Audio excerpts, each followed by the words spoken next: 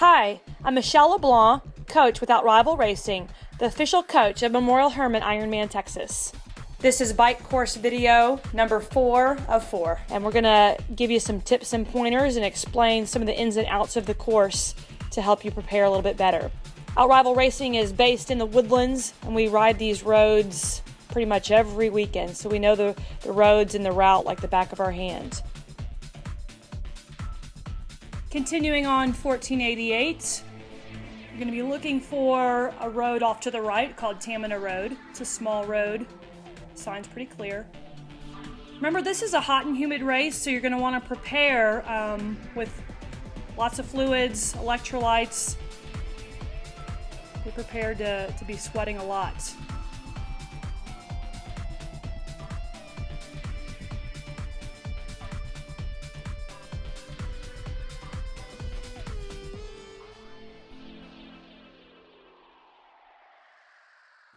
All right, we're looking for Tamina Road up here on the right at about mile marker 97. And then we're going to turn right onto Tamina.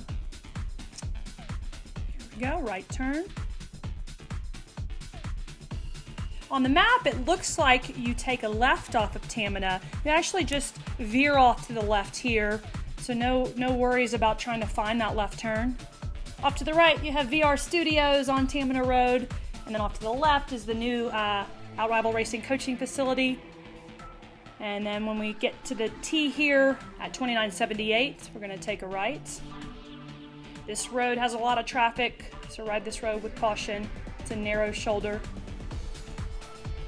Off to the right up here is a subdivision called Wood Lane, where a lot of cyclists will add on some extra mileage. They're looking for an extra long ride. The loop in Wood Lane is a little under 5 miles. It's closed to traffic, so it's a great little community to ride in. Again, email us if you need some extra routes or some extra information about cycling training around here. Okay, now you're actually going to pass Woodlands Parkway, and that's going to be right to the left, and a Walmart off to the left, and then you're going to pass mile 100 right around here. Off to the left, you're looking for a community called May Valley. On the map, it's labeled as turning left at Lake Windfern. That's actually incorrect. It's Greenmore is the name of the street, and it's the May Valley subdivision. In front of the subdivision, very clearly, there's a sign right here. You can see it. It says the Woodlands. It's the only community on this road that you'll see that sign. You're going to come in this community on Greenmore, take a ride on the May Valley Circle. Again, on the map, since the map was made before some of this community was developed, it doesn't indicate that you're going to have to turn right to continue on May Valley Circle. You actually are going to come to a stop, and now they've added some roads and some houses and some residents in this area that right here you're going to have to turn right to stay on May Valley Circle, which is not indicated on the map or on the turn-by-turn directions.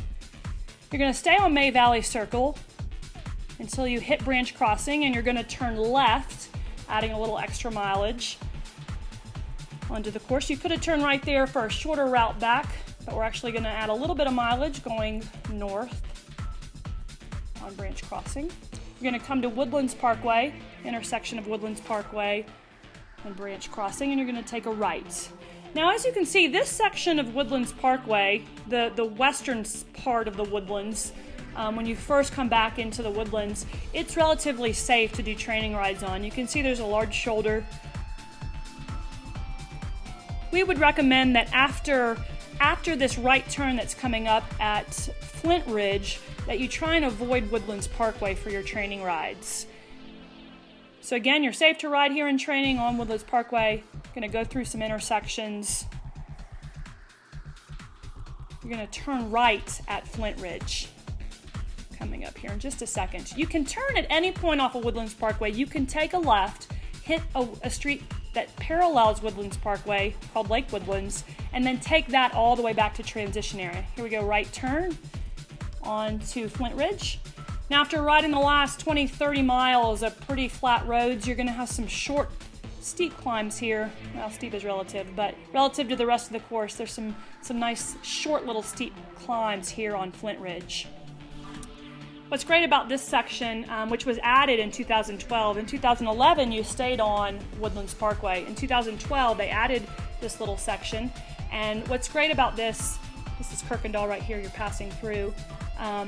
The residents in this area, they'll come out at the end of their streets and set up cheering sections. So this section has a lot of fan base and fan support. You'll go straight on Flint Ridge until you hit South Panther Creek. Now at South Panther Creek, which is going to be a T, you can turn left and cut off the last 4 or 5 miles of the Ironman course for a much safer route back to transition. If you want to stay on the course and really see what it entails, then you're going to take a right onto South Panther Creek, coming when this road tees.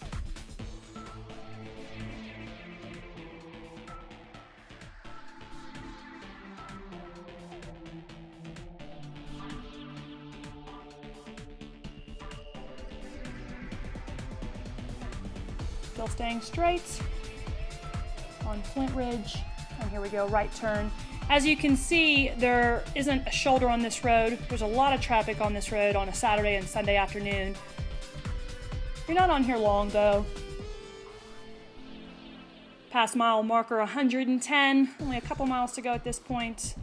Woohoo, ready to get off your bike.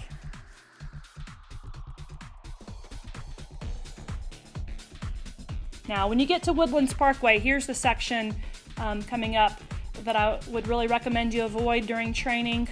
To the right is going to be Woodlands Parkway, or you could stay straight at that light and go hit Lake Woodlands. As you can see, there's construction right now, but even when that construction's gone, this is a very busy road, and there won't be a shoulder. So at that last intersection at mile marker 110, or right after that, you could have stayed straight at Panther Creek and Woodlands Parkway. Here you're going to take a left turn onto Grogan's Mill, go under Woodlands Parkway, and then you're going to take a right turn onto Timberlock Place, and then a left turn onto Six Pines Drive.